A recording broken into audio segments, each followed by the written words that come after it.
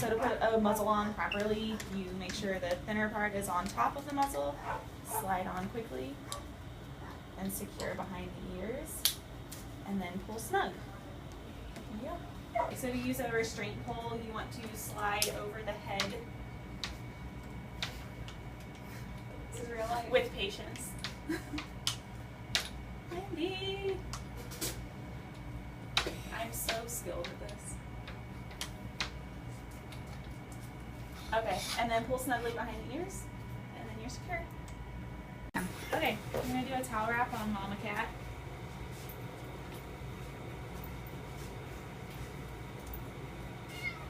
Hold over one side, and wrap around, and flip up the bottom. Hold that tight here. And close her up on the other side. Now she's restrained. Here we go. Alright, we're going to place a urinary catheter. Just going to try and clean the area with some chlorhexidine and saline here.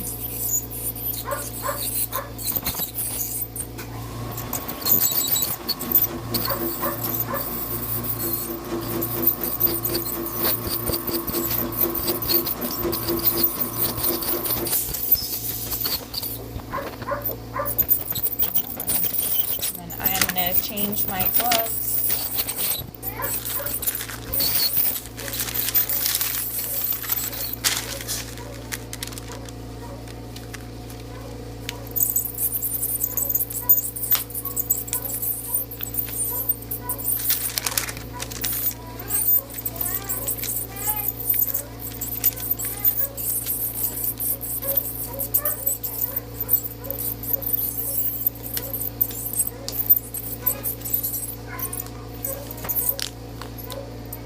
My catheter that's still sterile. I'm going to put some lube on the tip. He's like trying to get up. I'm just going to exteriorize.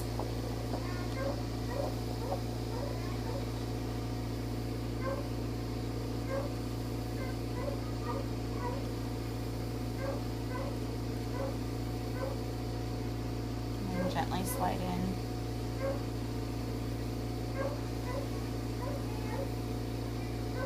And then from this point, we can either let the urine freely drip out of the bladder, or we can put on an adapter and actually draw it out. So we're collecting a pre-catch urine for a urinalysis in-house. That's pretty good. You going? Alright, so we're holding for a cysto. Well, I'm holding.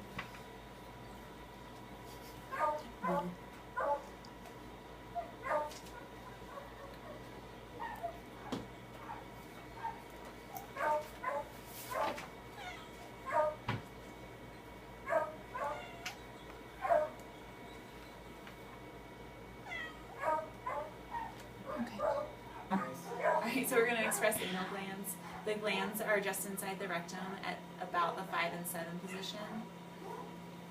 And you just want to apply gentle pressure to express to the other side. I'm sorry, sweetie.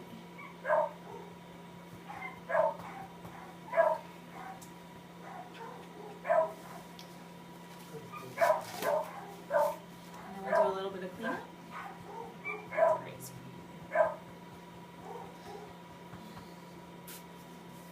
That's it. So with nail trim, you want to avoid the quick. Wendy's nails are light, so you're going to look for the end of the blood vessel, or usually where the nail starts to curve downward. Hers, we're just going to take the tip off. Good girl. There you go.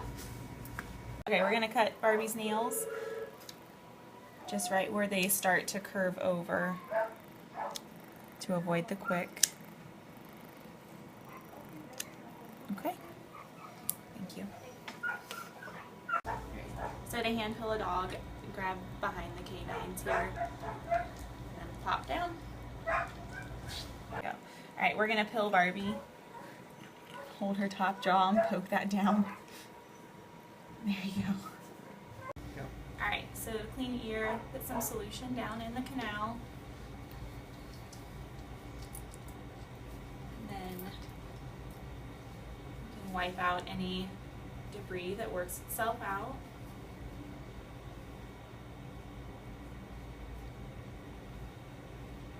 Wendy's aren't that bad, so we don't need to use any of the long Q-tip applicators.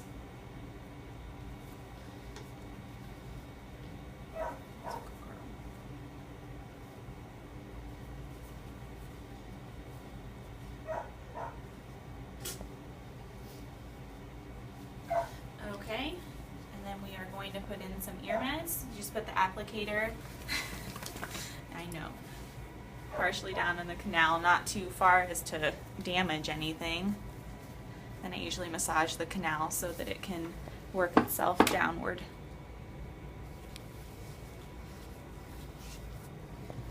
It's a good girl.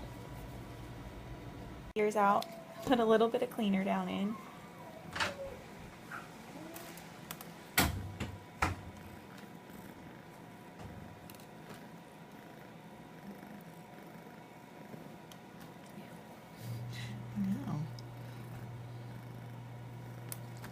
I know that tickles.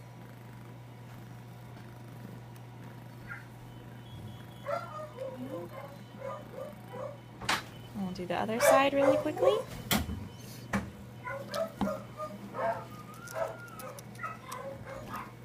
I know that tickles, honey.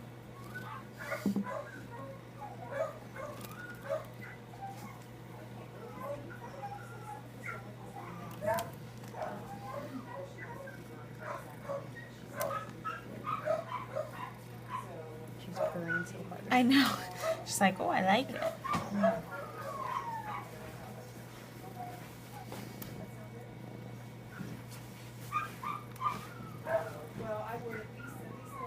Last one. Okay, and then we are just going to put an eardrop in each ear.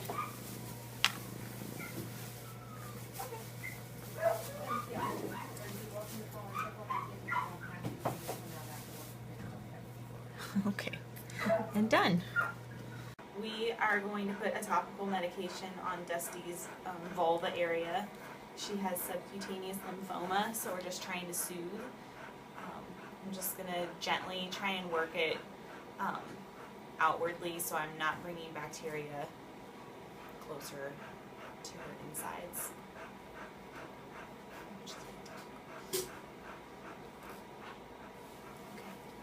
Okay, so we're gonna pass this gastric tube. She's intubated, the cuff's inflated, so we're going to aim for the esophagus.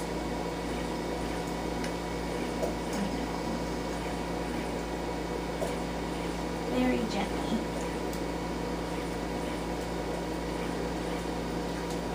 Okay, and then if you're delivering barium, you can deliver it into the esophagus. If you're wanting to place an actual gastric tube, you would measure from their mouth to about mid-thorax so that it would hit the stomach contents, and you'd aspirate to make sure that you have some negative pressure. Okay, so we're going to do an eye pressure on Wendy. Our tonometer takes 6 measurements. I'm using my left hand to brace so that it's not too close to her eye or too far away, aiming for the middle of her eye. And we are hoping for a normal range between 15 and 25. Hold on. I know, we have 3 more. She looks like she's okay. She does have one currently. That's just to make All sure right. she's not irritated. And hers is 16, and it has a bar, or shows a bar at the bottom if the standard deviation is not too far off. So we're going to call her eye pressure healthy. Our last eye diagnostic is fluorescein staining. I'm just going to put 1 drop of stain in her eye. I know. Okay. And then we are going to look for any ulceration on the eye itself. You can also use a black light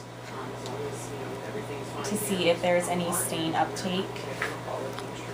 I do not see any. So then we're going to rinse all of that stain out.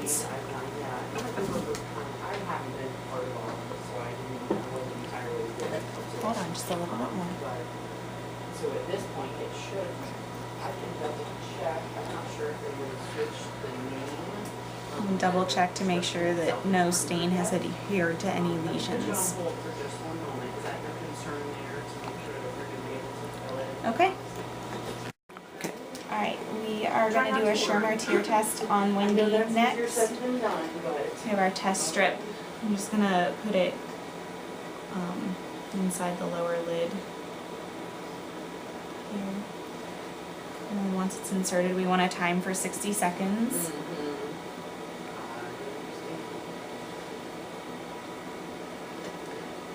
We use this most often to diagnose dry eye. We want their tear production to be over 15 millimeters per 60 seconds. Well, and it's keeping her quiet and keeping her, not moving, not jumping, not doing anything that's going to exacerbate that. Maybe in her best interest. And I know you guys mentioned you love her, but I know the moment she sees you, she's got a wag, she's going to jump, and she's going to get really, super excited. And so, yeah, it would just be better for her to be here for the time. Okay? All right. Well, you might try and have a good night. Thank you. Bye-bye. Okay, veterinary hospital. How can we help you today? Okay, I'm trying. Okay, veterinary hospital. How can we help you today? Okay, once our 60 seconds is up, we're going to read it. Hers is at 26, which is healthy tear production. Okay, gonna mix up a warm water and soap enema. We're just gonna use some Dawn dish soap. Make sure our water is warm, but not scalding.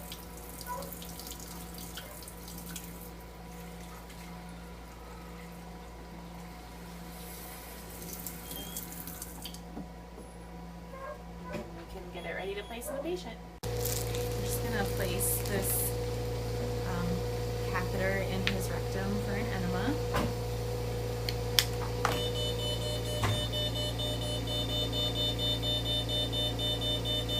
We've made sure that it's clear of debris.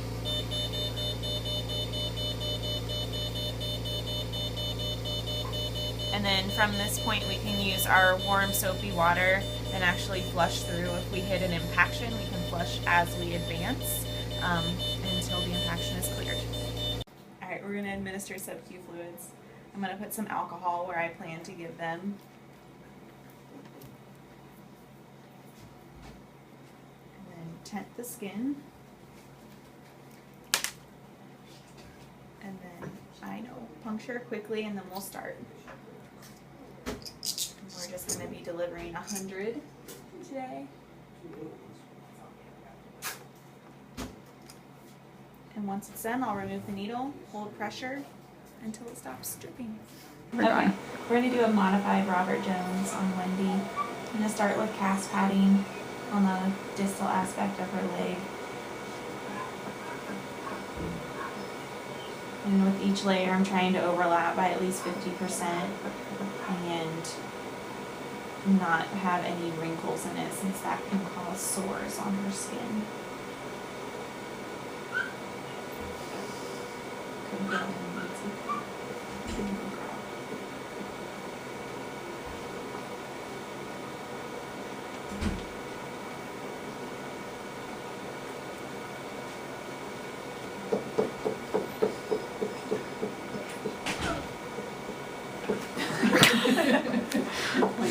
Wendy, it's okay, honey. You're being really good. It's alright. And I'm not going to bandage all the way to the toes. You actually want to leave the middle two toes out so you can monitor for swelling, drainage, heat. Hold on, baby. Next layer is going to be the gauze. Again, start at the distal aspect and overlap. You don't want to pull it too tight, but with some pressure. Hold on, baby. I know, try and go fast.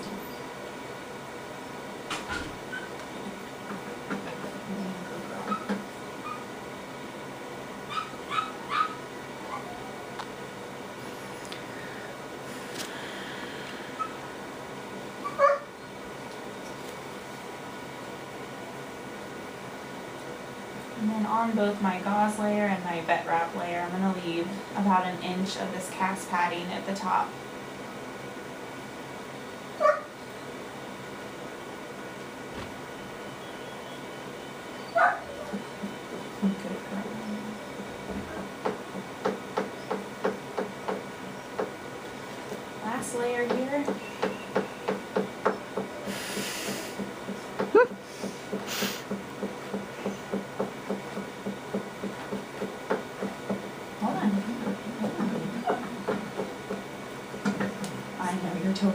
It's okay.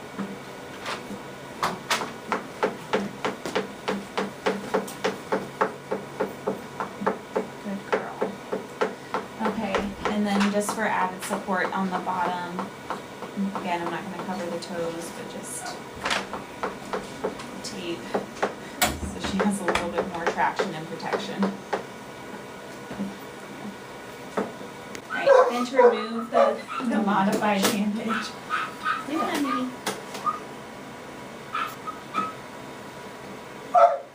And then remove the tape.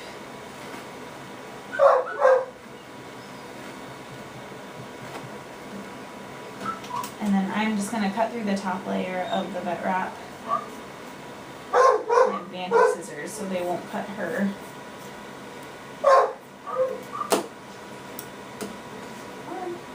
And then I'm going to cut through the gauze.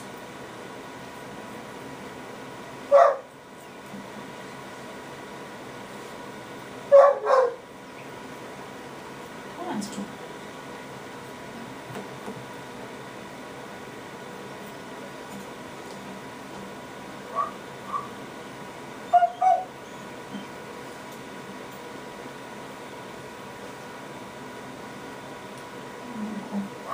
Go through the cast padding.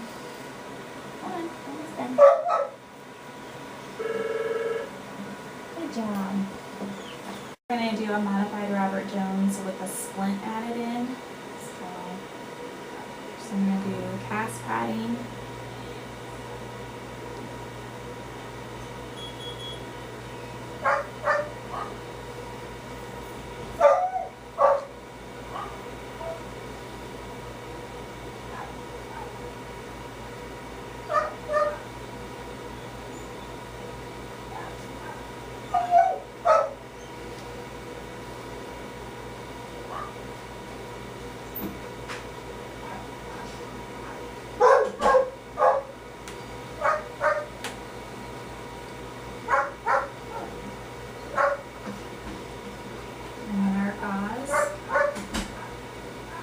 And again, both of them start at the distal part of the leg and overlap by about 50% without lumps or bumps in them.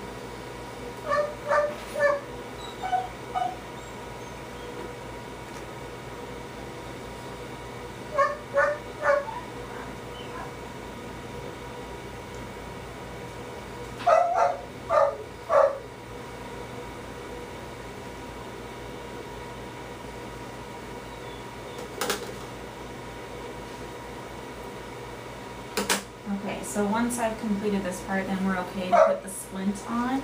We have a pre-made rear limb splint that we fitted for Wendy.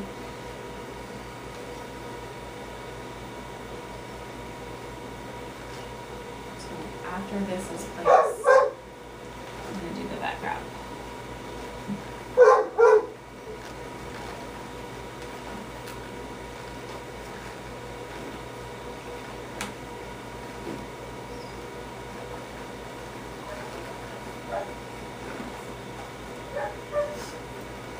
Not pulling this too tight because we don't want blood circulation to be cut off.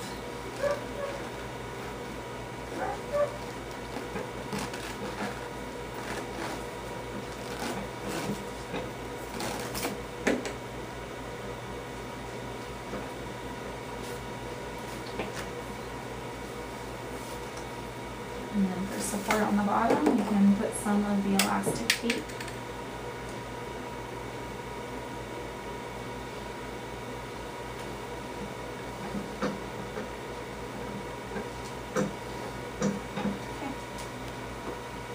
So to remove this, we're going to go through the vet wrap first along the lateral aspect of her leg. I'm just going to cut through.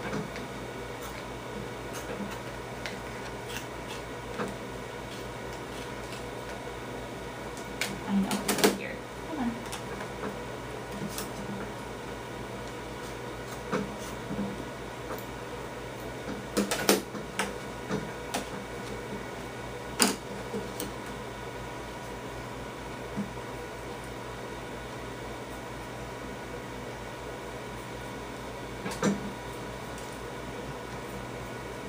Come on.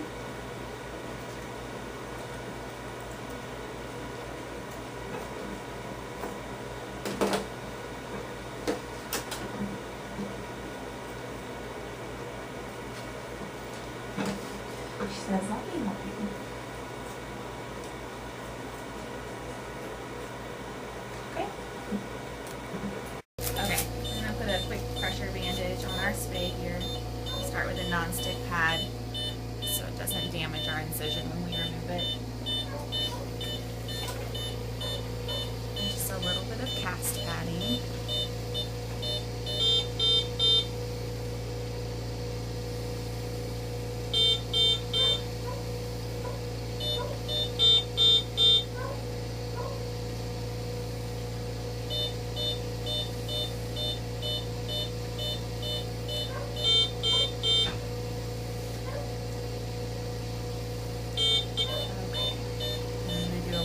Vet wrap. I'm not going to pull it too snug so that she has difficulty breathing or it causes pain. Just light pressure so her incision doesn't seep.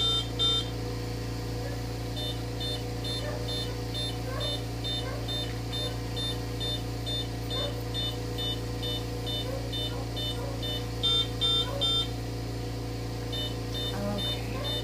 And then I'm just going to put some elasticon around the top so it doesn't slip off as she's waking up.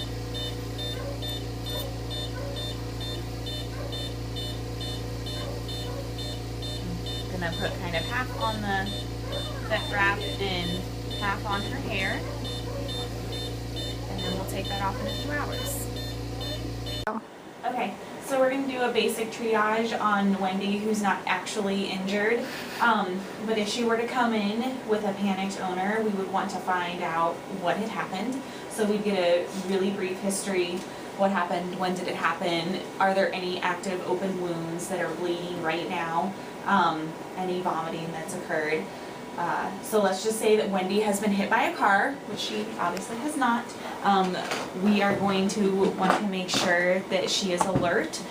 So we're going to check her mentation. She looks very active right now. We don't see any open bleeding spots on her.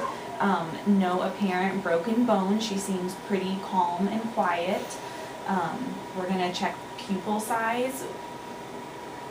And they both look very even. We can check pupil response.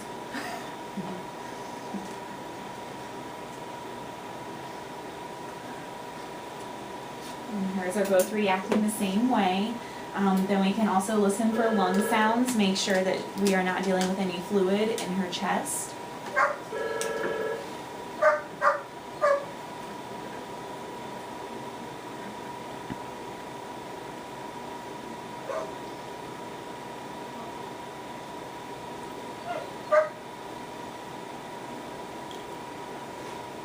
And all 4 quadrants sound clear, so we're going to check her heart sounds, make sure those are healthy as well.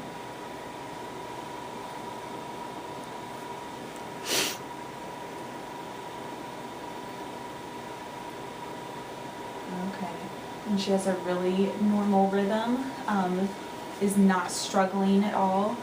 I'm going to make sure that her abdomen doesn't feel like it's filled with fluid. It's not too tense or painful. And then one last thing we can check is limb temperature. Make sure that they're not cold to the touch and we're dealing with some kind of spinal trauma or a really bad break. You can also check proprioception. Make sure that they are able to restore limb balance. Just because I don't like that. One more. Okay. And then once we've, checked for bleeding, checked major organ systems, we can talk with owner about next stage of treatment, outcome of treatment, and come up with a plan from there. We're going to do a temporary wound treatment on Wendy. She does not have a wound, so we're going to use our imaginations. Let's say that she has a laceration right here on her front limb. What we would do until she can be stabilized or treated, debrided, whatever the wound requires, we will put some lube over the injury site, any gash, just to prevent hair from flying in when we clip with the clippers, which I'm also not going to do. We're just going to kind of mime. So we would shave an area around and above just to clean any hair away, check for other puncture wounds, see if there is any further damage that cannot be seen with hair and discharge and such. From that point, we are going to flush with saline, which is going to help rinse the wound. It's also going to help get that hair away. I know, it's very messy. Okay. And then we're just going to place a non-adherent pad on top.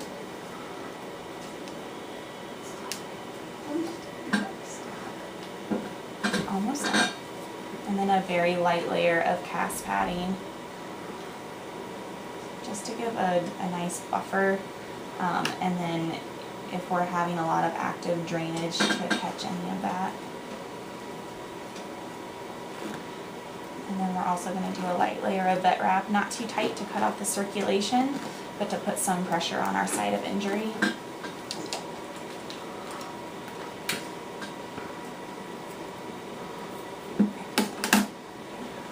Okay. Alright, go ahead. Okay. Alright, this is the last section we're cleaning on his teeth.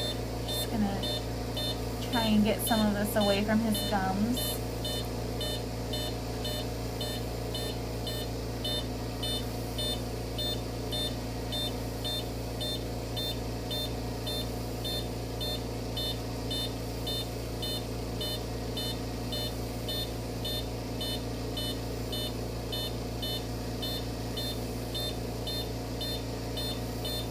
Okay, and then once it looks like that is the only tooth in this section that needs some extra help with the manual scaler, we're going to ultrasonically clean the remainder here. Up to you. I am. And when I'm using this, you never want to go at a 90-degree angle to the tooth and actually damage it, so I try and keep it on an even plane with it, and use the side of the scaler so that, again, you don't damage the tooth and cause any scratches. It also helps with faster removal of the debris. Right down in that gum line.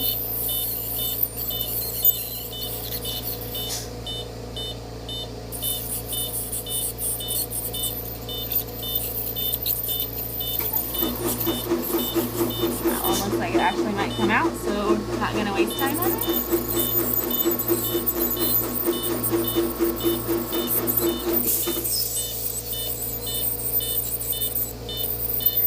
And I've already done the back side of this row of teeth when he was flipped over onto this other side.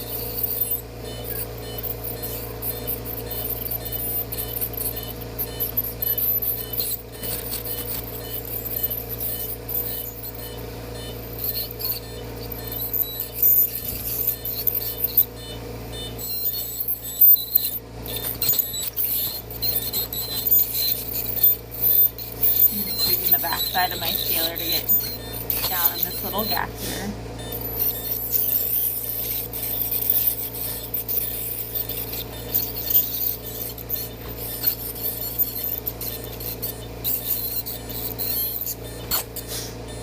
Okay. So after we've removed all the debris, we're going to finish off with some polishing, and that is going to help buff out any scratches that may have been created with the scaling.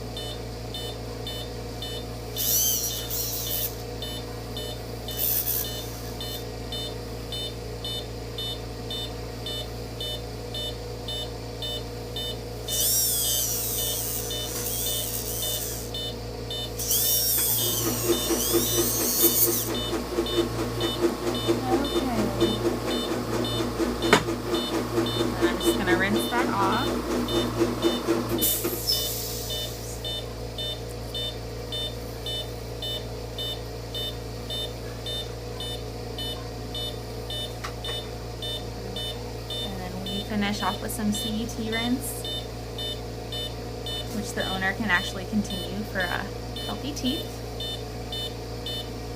And we're done with that section. Okay, so when we have clients ask about dental health, there are a few options for them. We don't have an example of a toothbrush, but we usually recommend they go and get a pediatric one with soft bristles, so you don't want to damage the gums. You want to get a toothpaste that is marketed for puppies, kittens, if you're going to brush their teeth. Something safe for animals. You can't use people toothpaste because there's too much fluoride in it. Dogs won't rinse and spit for you like a person would, so we don't want them to consume that and be dealing with some fluoride toxicity. Other than that, there are additives that we can add to the diet. An example is Perio Support. It is a powder that you can sprinkle on the food once or twice a day. It is marketed to help break down the plaque on their teeth. We haven't had great personal success with it. One other option is CET rinse. It's basically an antiseptic for the mouth. Owners can treat their animals with it once or twice per day again. And then I have people ask a lot if they can go to the butcher and get their dogs, big bones to chew on, because that'll help break down the plaque. I always tell them no, because then we could be dealing with a foreign body. There is a council, it's actually called the Veterinary Oral Health Council. They have a website, so we refer clients there to find a list of pet-friendly chew toys and chew rawhides, bones, what have you, something safe for their animals that they're not going to eat.